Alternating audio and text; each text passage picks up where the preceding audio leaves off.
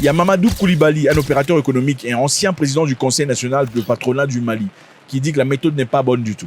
Un pays qui ne fabrique même pas de chaussettes pour mettre aux pieds de ses soldats, on importe tout, et vous voulez faire la guerre à tout le monde. C'est impossible. Des Chinois viennent d'être arrêtés en République démocratique du Congo. Ils ont été arrêtés à la frontière pendant qu'ils essayaient de traverser dans un pays voisin, évidemment pour aller faire les histoires illicites et tout le bazar. Nous allons consigner toute cette quantité ici. Nous voulions que vous puissiez voir ça. Nous allons remettre ces gentlemen de la... Nous avons une question intéressante. Faut-il quelquefois accepter la faim, mais garder l'honneur? Ou il faut impérativement nourrir le ventre? L'honneur n'a absolument rien à voir avec la vie. Faut-il quelquefois accepter de mourir de faim, ou en tout cas de vivre dans la faim, mais de garder son honneur, préserver son intégrité intellectuelle, mentale et de valeur? Ou faudrait-il accepter ce qu'il faut accepter du moment que les enfants mangent? Point d'interrogation. Bon, on voit très généralement des gens faire des choses inacceptables, accepter des choses, des deals qu'on n'accepterait pas. Des gens qui vendent leur nation aux étrangers. Des gens qui acceptent la misère des autres du moment qu'eux sirotent du champagne. Est-ce que c'est acceptable de faire cela? Parce que chacun est né seul, alors, en fin de compte, on meurt seul. Donc, la misère des autres, ça n'a absolument rien à voir avec vous. Du moment que vous vivez bien, on sirote du champagne, c'est bon. Accepteriez-vous de travailler, je vais vous poser la question directement, pour un gouvernement paupérisateur, un gouvernement oppresseur, une dictature, du moment que vous recevez des 100 000 $ à la fin du mois? Ou diriez-vous, non, je ne veux pas de cet argent, le gouvernement est dictateur, le président est mauvais? En toute honnêteté, dites-le moi.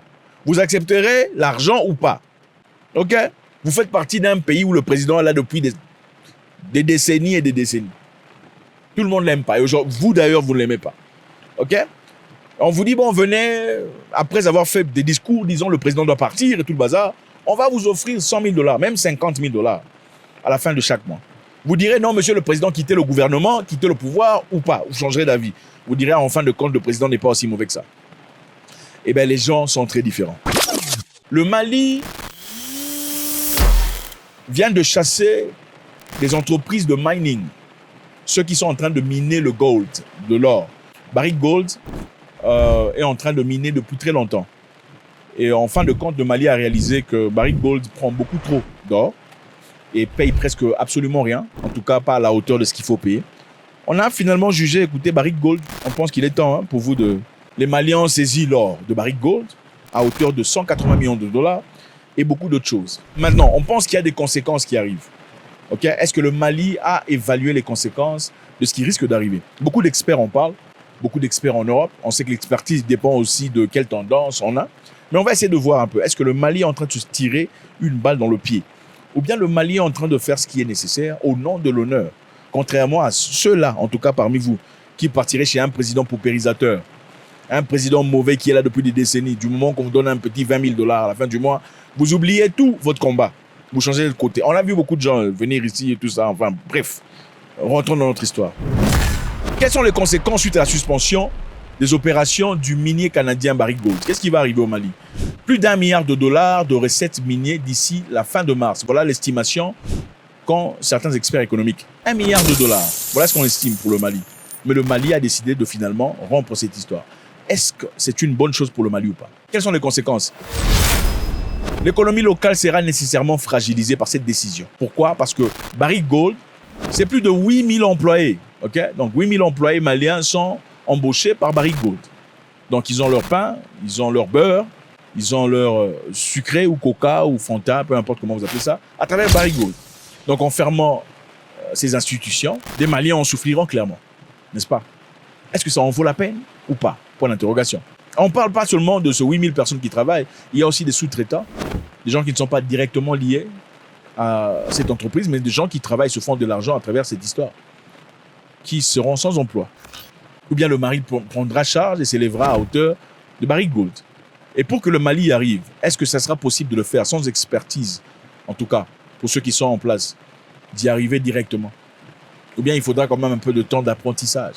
Est-ce qu'on peut remplacer Ronaldo ou Ronaldinho par une personne qui peut immédiatement jouer comme lui. Bien, il faut un peu de temps d'entraînement pour équilibrer, pour ajuster la température. Alors, certains experts disent que le Mali a fait une mauvaise chose. Okay? On dit que le Mali a utilisé la méthode brutale parce qu'il y a beaucoup de gens qui ont été arrêtés. Okay? Beaucoup de gens ont été arrêtés. C'est normal. Quand vous partez dans le pays des gens, vous pillez, vous prenez les histoires, vous ne payez pas les taxes. En fin de compte, vous dealez avec un gouvernement militaire qui n'est pas un gouvernement civil. En fin de compte, on va vous faire... Voilà, on vous arrête.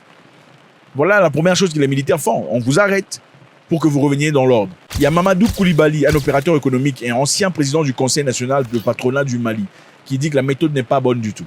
Un pays qui n'a même pas, qui ne fabrique même pas de chaussettes pour mettre aux pieds de ses soldats, on importe tout, et vous voulez faire la guerre à tout le monde. C'est impossible. Ça ne marchera pas. A-t-il raison?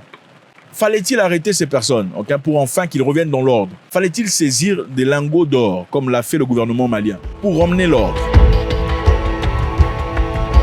Il y a des concurrents du Mali dans le parage. Il y a la Côte d'Ivoire, la Côte d'Ivoire aussi, qui a de l'or. La Côte d'Ivoire est principal concurrent du Mali, c'est-à-dire ces entreprises peuvent carrément se délocaliser vers la Côte d'Ivoire. La Côte d'Ivoire a notamment 2 importants gisements d'or, la Figué et plus progressivement Koné, qui entreront en production cette année. Faudrait-il continuer à accepter? Parce que écoutez, ceux qui sont au gouvernement au Mali peuvent continuer à manger, c'est pas très compliqué. Comme le font les gens dans votre pays certainement. Les gens au Parlement qui sont censés voter des lois, mais qui en fin de compte ne votent aucune loi au bénéfice de la population parce qu'ils ont un petit bol de riz. Voilà comment ils fonctionnent. Ils vont d'abord là-bas, chez vous. Oh, on va changer les choses, on va parler pour la population. On se mettra de votre côté. Mais en fin de compte, quand ils sont au bureau, ils font quoi? On leur propose quelques voitures, quelques... 4x4, et puis voilà, ils oublient totalement les raisons pour lesquelles ils sont partis. C'est leur poche d'abord. L'honneur est-il malien peut-être? Le Mali, à travers ses gouvernements, a accepté de chasser ces gens qui donnent de l'argent. 180 millions de dollars, c'est beaucoup d'argent. Ça pourrait taire n'importe quel gouvernement. 180 millions de dollars qu'on a déjà déposé, ça pourrait taire n'importe quel gouvernement. Écoutez les amis, continuez à voler. Voilà ce qui se passe dans beaucoup de pays en Afrique. Mais ils n'ont pas accepté cela, ils ont refusé. Vous ne continuerez pas à traiter à voler le pays pendant que nous regardons. Voilà ce qui s'est passé. C'est exactement ce qui s'est passé au Niger avec Orano. On lui a retiré sa licence, son autorisation de travailler dans les gisements d'uranium. C'est la même mentalité. Voilà pourquoi je vous dis, en Afrique actuellement, il n'y a que 3 frères. Afrique francophone, il y a 3 frères. Le Mali, le Niger, le Burkina Faso, qui sont en train de travailler avec une synchronie incroyable. C'est les valeurs d'abord, c'est la personnalité, c'est le caractère, c'est la population, c'est l'avantage de tout le monde. Ce n'est pas personnalisé. Nous sommes au gouvernement, c'est notre pouvoir. Il n'y a pas de notre pouvoir au Mali, au Burkina Faso, au Niger. Oh, notre pouvoir, il n'y a pas. C'est le pouvoir du peuple. C'est le peuple qui gagne en avantage. C'est le peuple qui gagne en correspondance. C'est tout le monde qui avance. Le Burkina Faso, de même, le Mali a bloqué l'or. Le Niger a bloqué l'uranium. Qu'est-ce qu'ils feront? Ils vont certainement avoir l'aide nécessaire, acquérir la connaissance nécessaire. Ils vont certainement faire venir des investisseurs étrangers, des gens techniques étrangers pour leur permettre de commencer peu à peu à équilibrer et à retrouver ce qu'ils ont perdu avec Anglo, Barrick, le Canadien. C'est bien ça. Félicitations aux Maliens. Félicitations profondément pour être restés forts derrière votre gouvernement. À l'époque où beaucoup de gens racontaient des bobards, on disait des bêtises, ces gens-là, ils vont s'asphyxier seuls. Très vite, ils ne vont pas y arriver.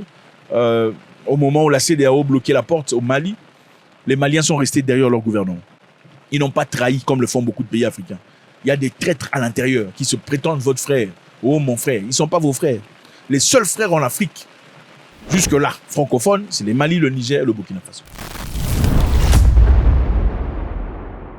Maintenant, on va en République démocratique du Congo.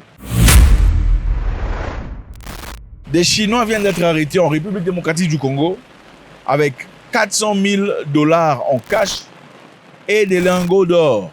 400 000 $. Ils ont été arrêtés à la frontière pendant qu'ils essayaient de traverser dans un pays voisin, évidemment pour aller faire les histoires illicites et tout le bazar. 400 000 $. Nous allons consigner toute cette quantité ici. Nous voulions que vous puissiez voir ça. Nous allons remettre ces gens entre les mains des services. Mais nous allons d'abord nous renseigner, nous allons discuter avec toutes les parties.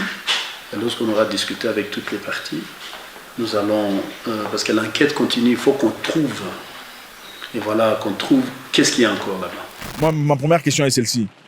Quand une personne essaie de traverser illégalement avec de l'argent, ok, pour la toute première fois, prendrait-il avec lui 400 000 $ ou prendrait-il peut-être 10 000 $ qu'il enfilerait dans les chaussettes, dans tout ça?